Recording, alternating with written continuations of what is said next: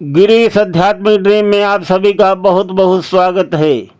आज होली के शुभ अवसर पर सबको बहुत बहुत बधाई और मंगल शुभकामनाएं। सबको होली बहुत बहुत मंगलमय हो। आज इस शुभ अवसर पर हम अपने चैनल पर आध्यात्मिक ड्रीम की चर्चा करते हैं। भगवान की पूजा कैसे करें और पूजा से भगवान को प्रसन्न कैसे करें। पूजा करना बहुत अनिवार्य है और बहुत अच्छी बात है। हमारे भारत की पवित्र भूमि में बहुत से ऋषियों मुनियों ने जन्म लिया है, जिससे हमारे देश की भूमि जो है वो तपोभूमि कहलाती है। बहुत बड़े बड़े महान संत हुए हैं। संतों का इस जगत में बहुत बड़ा उपकार, परहित में करी साधना देते हैं उपहार। हमारे जीवन में इतना प्रकाश है जिसकी कोई सीमा नहीं, परंतु उतना ही अंधकार भी है। हमारा जीवन जो है वो सच पूछो तो अंधकारमय है। हमको ये पता नहीं चलता कि हमारा अगला कदम कहाँ पड़ेगा और अगला पल हमारे लिए कैसा होगा। हम नहीं जान पाते हम किधर जा रहे हैं। परंतु ये बात जो है वो ऋषि मुनि जानते हैं, संत जानते हैं। जिंदगी का सफर करने वाले अपने मन का दिया तू जला ले। भक्त की धार ये कह रही है, कष्ट क्यों आत्मा सह रही है। देख ऐसी जगह तू खड़ा है, प्रेम गंगा जहां बह रही है। बढ़ के गंगा में गोता लगा ले, अपने मन का दिया तू जला ले। अब मन का दिया कैसे जलेगा और मन के दिया को जलाने की ज़रूरत क्या है, वो हम बताते हैं। हमारे जीवन में अंधकार इतना गहरा, जितनी नीचे गहराई है प्रकाश की महाकिरण जो आसमान तक छाई है। तो न तो प्रकाश की कमी है और न तो अंधकार की कमी है। कमी किस चीज़ की है? कमी मन का दिया जलाने की है। अगर आपने मन का दिया जला लिया तो सारी कमियां पूरी हो जाएंगी। वीडियो के अंत तक बने रहना। ये भी बताएंगे कि भगवान की पूजा सफलतापूर्वक कैसे कर सकते हैं आप।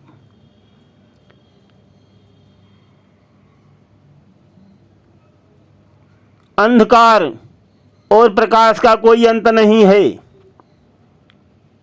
यहाँ पर एक छोटा सा उदाहरण दे देते हैं। एक बार सृष्टिकर्ता ब्रह्मा जी और नारायण हरि में विवाद हो गया। यहाँ तक विवाद बढ़ गया, युद्ध होने की नौबत आ गई दोनों के बीच। देवगणों में हाहाकार मच गया। वो भोलेनाथ जी के शरण में पहुँचे। भोलेनाथ जी ने एक स्तंभ प्रकट कर दिया और बीच में आकर के कहने लगे कि जो ये स्तंभ का सिरे का पता लगा लेगा वही बड़ा माना जाएगा। तो नारायण हरि जो हैं वो नीचे की तरफ जमीन खोदने लगे और ब्रह्मा जी जो थे वो ऊपर की ओर को चल दिए। ब्रह्मा जी ऊपर जाते जाते जितना ऊपर जाएं स्तंभ उतना ही ऊंचा और दिखाई दे, सिरा नहीं ढूंढ पाए।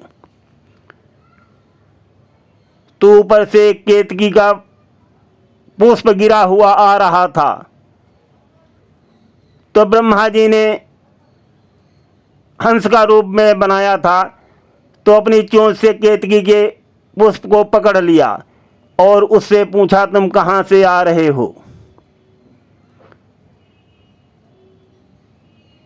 तो केतकी का पुष्प बोला कि मैं इस स्तंभ के सिरहाने से फिसल गया हूँ और वहीं से आ रहा हूँ।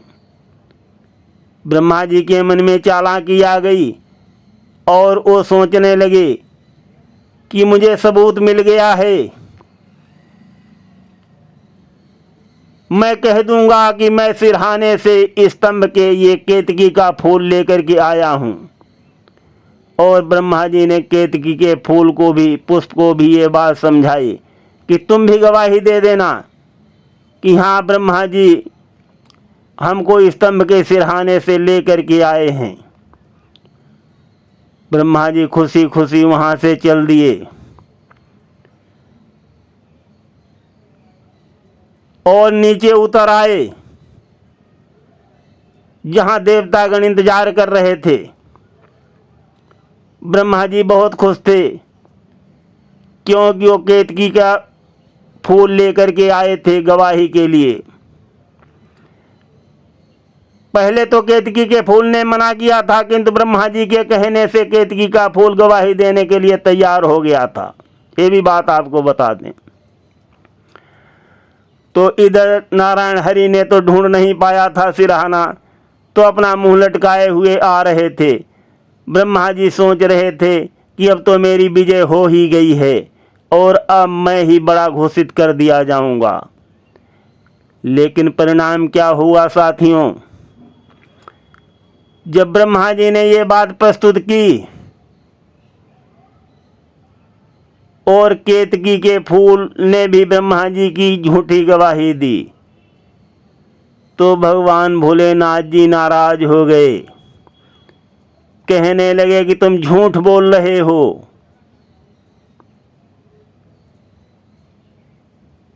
तुमने सिरहाने का पता नहीं लगा पाया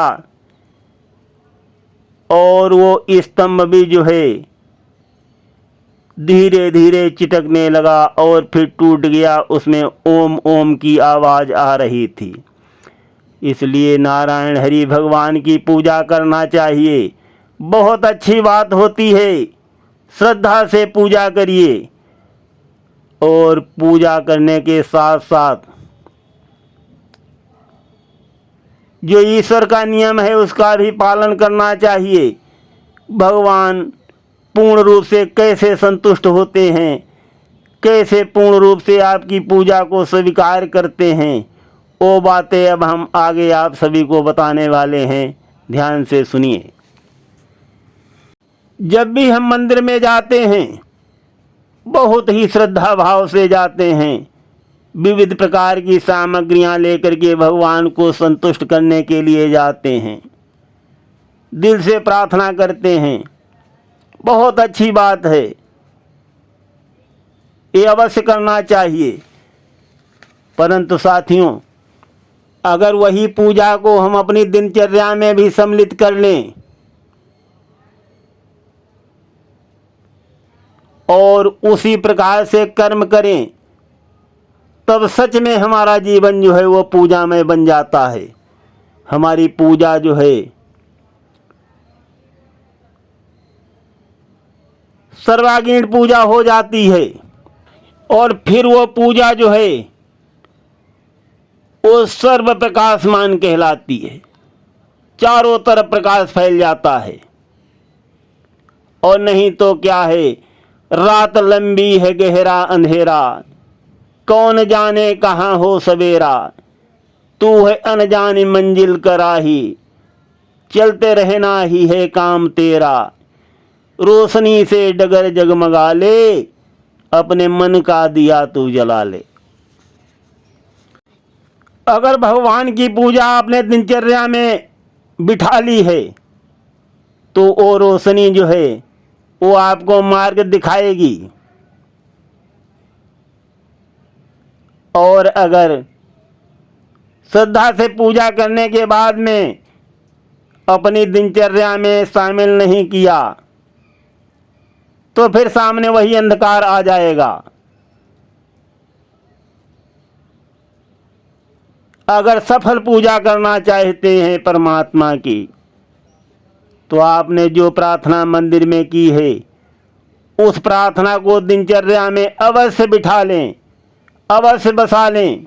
जब भगवान की श्रद्धा और प्रार्थना आपके दिनचर्या में बसी होगी, तब आपके मन का दिया जो है वो स्वयं जल जाएगा और सर्वत्र प्रकाशित रहेगा, कहीं भी आपको अंधकार में जाने नहीं देगा।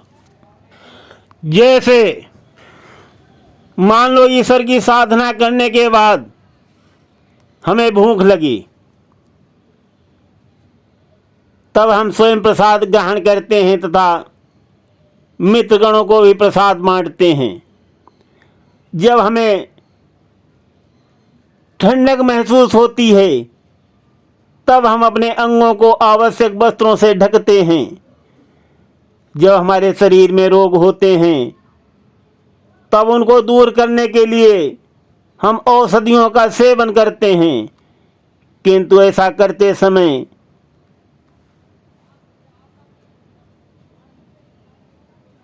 सभी तो नहीं, पर हम में से अधिकांश इस बात को भूल जाते हैं कि अभी अभी हमने जिन प्रभु की पूजा मंदिर में की है, वे ही प्रभु हमारी पूजा ग्रहण करने के लिए विविध रूप धारण किए हुए बाहर खड़े हमारी मदद कर रहे हैं, हमें हर चीज़ मुहैया करा रहे हैं। जो जो चीज़ें हमें आवश्यक हैं वो प्रभु हमें दे रहे हैं।